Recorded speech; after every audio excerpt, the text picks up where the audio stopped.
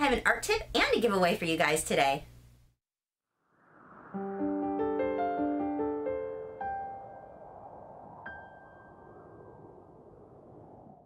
Hi, I'm Lisa, the artist behind Lachri Fine Art. In today's artist vlog, I'm going to be talking a bit about the importance of layering in your work. For most of us, when we get started in painting and drawing, we seem to think that it's all a matter of just putting the right color in the right place or putting the right line in the right place. And that's what's going to create this amazing realistic painting or drawing. No matter what medium you're working in, layering is likely going to be playing a massive role in your painting or drawing. Now, I realize when you're watching YouTube videos, the speed videos, it appears that things are being done kind of in one shot, and that's just not the case. If you were to see these videos in real time, you will see it's layer on top of layer on top of more layers and then more layers. Just an example, the background on this owl probably has 20 layers. If you're trying to just put the right color in the right place, it just doesn't end up with the same depth or the same impact as if you were to layer your work. Students will regularly ask, well, how do I know which layer to go first? I don't know what to do first. I don't know where to start. The medium that you're working in is going to impact this a bit.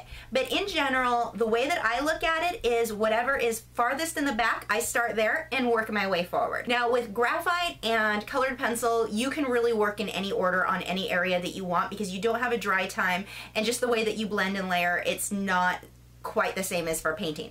But let's say I was doing something in an acrylic painting. For these whales, I painted my entire sky. I did not try to paint around the whale or anything like that because the paint dries too fast. If I was trying to paint around a whale that I had already drawn out, there's no way my painting and the clouds and all of that would have come out as smooth as it did. The same thing when I moved on to the water. I had the entire water painted. I did not paint around the whales. It would not have come out smooth had I done so. So in this case, again, the water is what's farthest back, so I start there and then I build my way up. I move on to the whales, then onto the coral, and then finally onto the fish and the bubbles, which are the very last things to go in because they are what's closest. In oil, I'm going to work a little bit different because the dry time is so slow. I have plenty of time to work around a subject, so it may be easier for me to draw a lion's face and then paint the clouds around it and then come back and work on the lion. Just because the oil paint dries so slow, that way is actually a little bit easier. But even once that's done, if we look at the clouds, I'm going to layer. Once that dries, I'm going to layer some more on top of that, and when that dries, I'm going to layer more again. Same thing with the lion. When I'm working on the hair,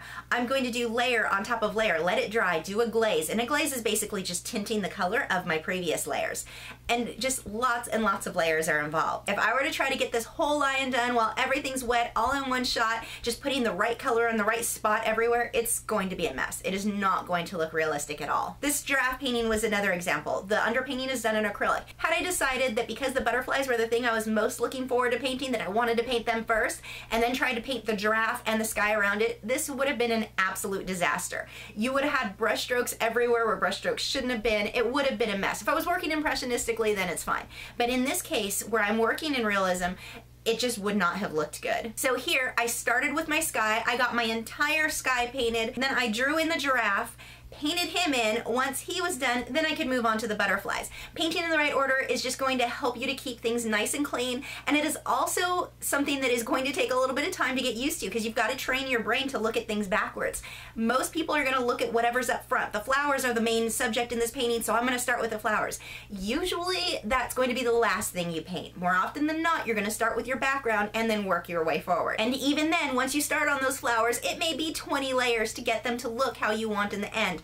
Trying to get the perfect color in the perfect place every single brushstroke, that's just not how painting generally works. And there will be exceptions to everything where somebody paints that way, but more often than not, that's not going to be the case. While we are talking about improving on our artwork and how to layer, Jason Morgan, who you guys know I'm a huge fan of, has videos where they are either real-time or seriously slowed down, where you can really see each brush stroke, and it's very, very easy to understand the way that he's layering his paint. He's got several of these available, and he was kind enough to offer his new How to Paint a Tiger video that one winner will be able to download. You can see a preview on this over at his site, and then there's actually a preview video here on YouTube, which I will put an annotation to so you guys can check that out. The link to this with the full description will be in the video description below. Jason says that this is not one of those videos where an artist paints a rough sketch in a paint by number fashion, because there are enough of those out there already. Here he will show you exactly how he paints the tiger as if you were watching over his shoulder the whole time. So very detailed. His videos, if you've never seen them, they're absolutely amazing.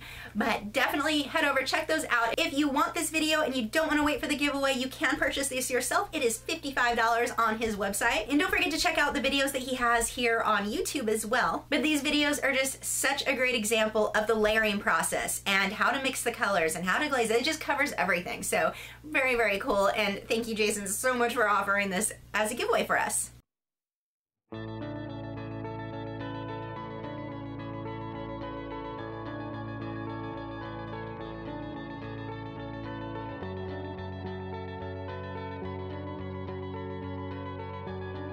If you're new to my channel, I have new video critiques every Tuesday where I'm critiquing your original paintings or drawings, my own speed paintings, drawings, and tutorials every Wednesday, social media tips for artists each Thursday, and artist vlogs every weekend. So if you haven't already, I would love for you to subscribe. And you can follow me on Facebook, Twitter, Instagram, Tumblr, Google+, all those fun social media sites. The links are below in the video description to keep up with news, my newest work, and see real-time clips of whatever it is I'm currently working on. Don't forget to head over to Jason Warren's Facebook page and thank him for yet another giveaway for us. I'll see you guys on Tuesday.